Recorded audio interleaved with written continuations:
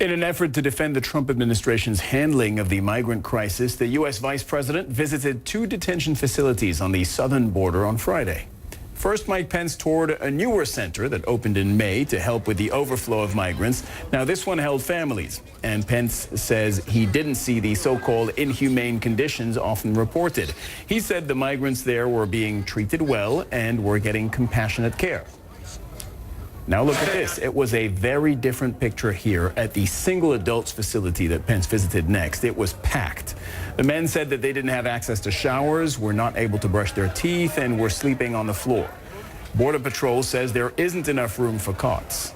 CNN's Pamela Brown asked the U.S. Vice President about the discrepancy between these 2 facilities. We went to 2 different facilities today, and there seemed to be a big difference between the first one where the families were being housed and the one here where there are single adult migrants. When I went in there, one of them said to me, I'm talking about the second facility, this isn't human, the way we're treated. There was a horrible smell. I'm sure you smelled it. You were in there as well.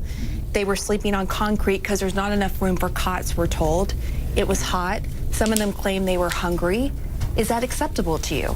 No, it's not. And it's the reason why we demanded that Congress provide $4.6 billion in additional support to Customs and Border Protection. Look, for the last 6 months, Democrats in Congress have been saying this is a manufactured crisis. But as you saw firsthand today, here at McAllen Station, where our cells are overflowing, and now that temporary facility that you just saw had to be established.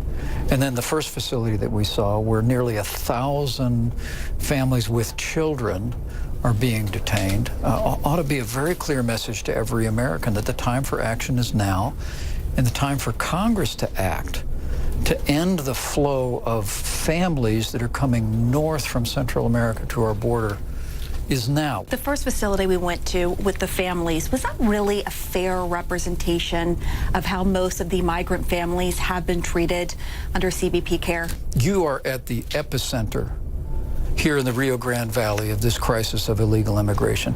60% of those that are being detained coming across our southern border are coming through this sector.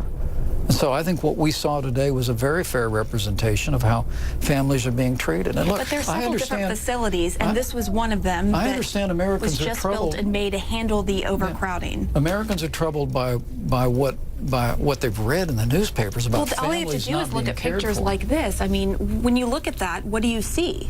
Well, I can't account for that. What I can account for is that the facility that you saw. How do you not account for this? This facility that you saw today represents the level and the standard of care that we are working to bring to all those caught up in this crisis.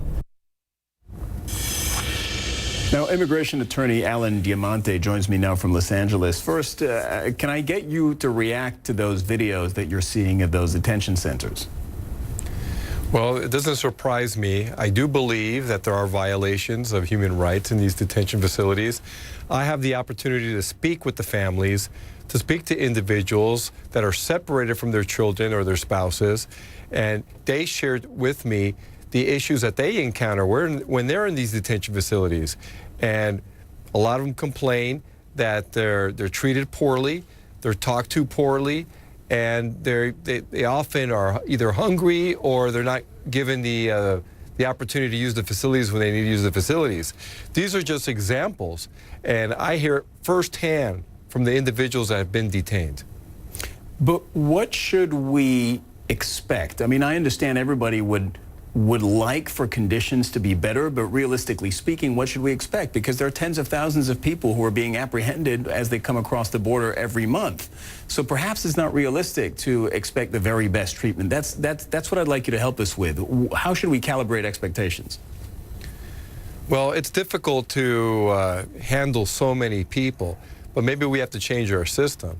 We do know that there's a crisis, not only at the border, but there's a crisis in Central America and in Mexico with respect to individuals leaving their homes because they're escaping violence. Women escaping rape, escaping violence from gangs.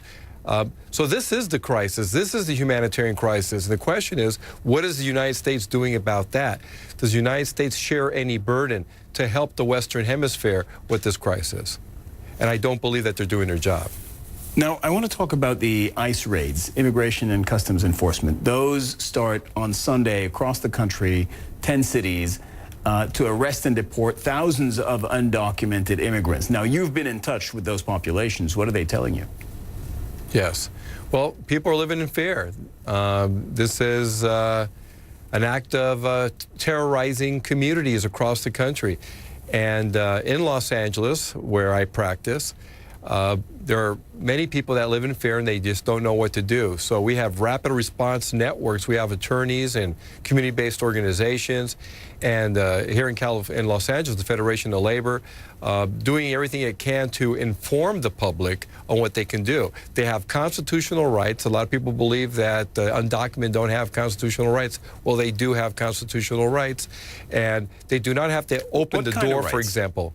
Well, for example, the search and seizure rights that they're entitled to under the Constitution. In other words, the government can't just pull somebody over and ask them for papers. They must have under their own regulations, regarding the Code of Federal Regulations, they have to have a reasonable suspicion backed up by articulable facts to ask somebody for their documents.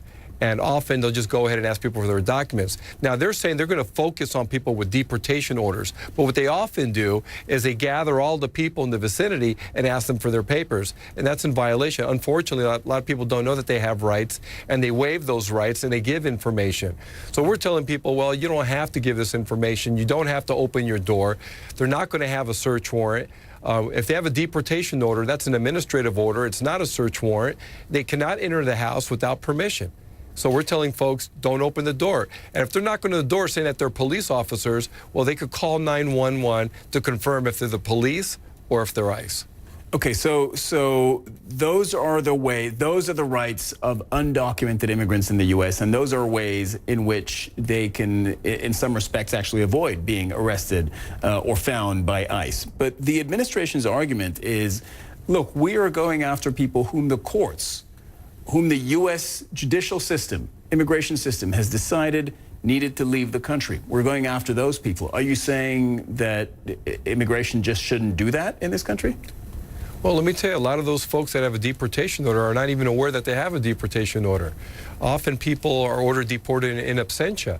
In other words, they weren't given notice of their hearing, and they weren't even aware that they have a deportation order. So these folks should have a reasonable opportunity to get their cases assessed and to reopen their cases, especially if they have family here in the United States. Many of these folks have United States citizen children and other family members that are United States citizens, and often they're deported without given the opportunity to have an attorney investigate their case to determine whether they could get the case reopened. And I often encounter that. Unfortunately, people from Mexico, if they're picked up, they could find themselves on the other side the same day. People from Central America, unfortunately, might have 2 or 3 weeks before they get deported. But again, these rapid response networks that we have across the country, we have it in Los Angeles, in San Francisco, and in San Diego. Organizations are providing legal assistance to individuals that find themselves in this situation, because we're talking about not only helping an individual, but helping a family. All right, Alan Diamante, thank you very much. The ICE raids are scheduled to start on Sunday. Thanks, Alan.